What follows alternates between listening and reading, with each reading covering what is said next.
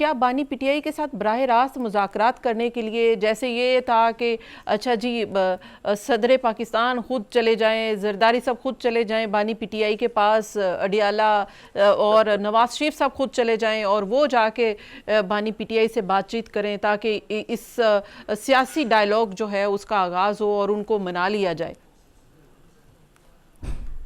देखिए, मैं आपसे पहले कह चुका हूँ, अगर पॉलिटिकल सोच हो तो ऐसा कोई बड़ी बात नहीं है। जाना चाहिए, बात करनी चाहिए, लेकिन आगे खान साहब हैं, आगे जो हैं वो अगर कोई पॉलिटिकल सोच वाले होते तो प्रेसिडेंट साहब को जाने में कोई हर्ज नहीं, मियाँ साहब को जाने में कोई हर्ज नहीं, और शख्सियात भी जा सकती हैं। लेकिन आगे से अगर कोई मुस्बत, मैं नहीं समझता कि कोई हो, लेकिन ये लोग अपना एक सीनियर जो इनकी लीड कोई लोग हैं उनको आगे लाएं जो बात आके करें। तर्जुमान केपीके हुकूमत बैरिस्टर सैफ साहब ने कहा है कि बिलावल भुट्टो जरदारी साहब केपीके में अपनी पार्टी को जिंदा करने की कोशिश ना करें, जो कि नहीं होने वाली है। तो ये सारी एपीसी भी उनका कहना है कि ये भी इसीलिए एक बुलाई गई है कि अपनी पार्टी को जिंदा करना चाहते हैं। देखें, बैरिस्टर सैफ साहब जो हैं वो ज़ाहिर तर्जुमान है अपनी पार्टी के, तो वो उनकी बात करेंगे। ये तो वक्त बताएगा पीपल्स पार्टी को इस तरह के लोगों की, और ख़ास तौर पर चेयरमैन साहब का नाम इसलिए लेते हैं कि बहुत सारे बोने अपना कद बढ़ाना चाहते हैं, इससे कोई फ़र्क नहीं पड़ता। और जब इलेक्शंस आएंगे 2029 वाले, तब सबको पता चल जाएगा कौन किसको वोट देता है, कौन किसको वोट नहीं देता। 2029 में इलेक्शन जाएंगे भी 2029 तक, या इससे पहले ही हो जाएंगे? अभी ये भी तय होना बाकी है। नहीं, ये 2029 में ही होंगे इंशाल्लाह। फैसल वावडा साहब नून लीग के एकदम से खिलाफ हो गए हैं। पहले हुकूमत की तारीफ़ें कर रहे थे, तारीफ़ों के पुल बांध रहे थे, और अभी कह रहे हैं कि ये हुकूमत से मईशत बेहतर नहीं हो रही, IMF से भी जान छूट नहीं रही है। तो ये अचानक से तब्दीली, क्या आप भी समझ रहे हैं कि ये PMLN की हुकूमत जो है वो अभी नाकाम है मईशत बेहतर करने में?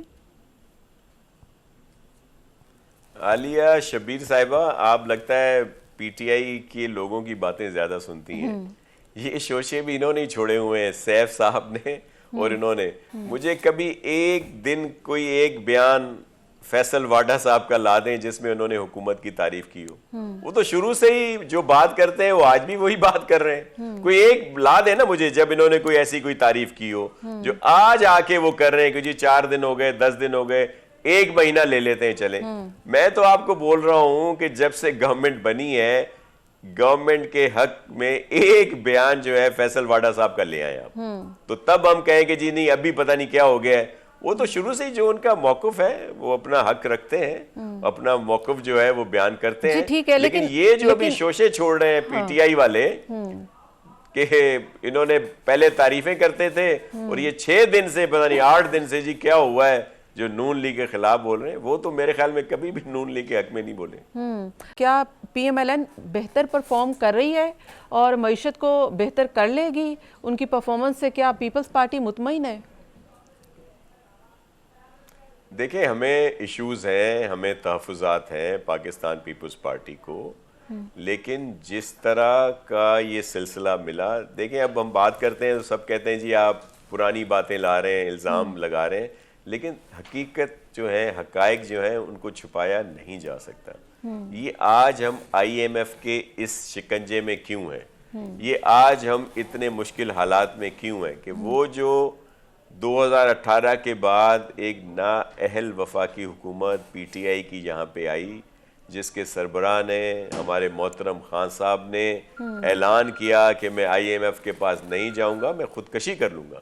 लेकिन जब उनको अंदाजा हुआ कि जाना जरूरी है और जब वो उसके पास गए, उस वक्त तक IMF के 22 प्रोग्राम हो चुके थे, इनका प्रोग्राम 23वां है। आप देख लें कि 22 प्रोग्रामों में उनकी तरफ से शराइत क्या थी और इस 23वें प्रोग्राम में उनकी शराइत क्या थी, क्योंकि उनको पता था कि ये तो हमारे साथ चल नहीं सकते। तो उन्होंने उन कड़ी शराइत पर एग्रीमेंट किए जिसको आज तक भुगत रहे हैं, और फिर जब इन्होंने देखा कि नो कॉन्फिडेंस के जरिए हमारी हुकूमत चली जाएगी, हमारे नंबर पूरे नहीं है, तो उन्होंने उस एग्रीमेंट का ब्रीच किया, सोने पे सुहागा। तो उसके बाद आप देखें कि IMF का जो रवैया है वो हमारे साथ कैसा रहा और उन्होंने किस तरह टफ टाइम दिए, जिसको आज आम पाकिस्तानी भुगत रहा है। तो ये उन हालात में जब ये गवर्नमेंट मिली, हालात इस तरह के हैं, तो जाहिर है मुश्किलात PMLN की गवर्नमेंट के लिए हैं।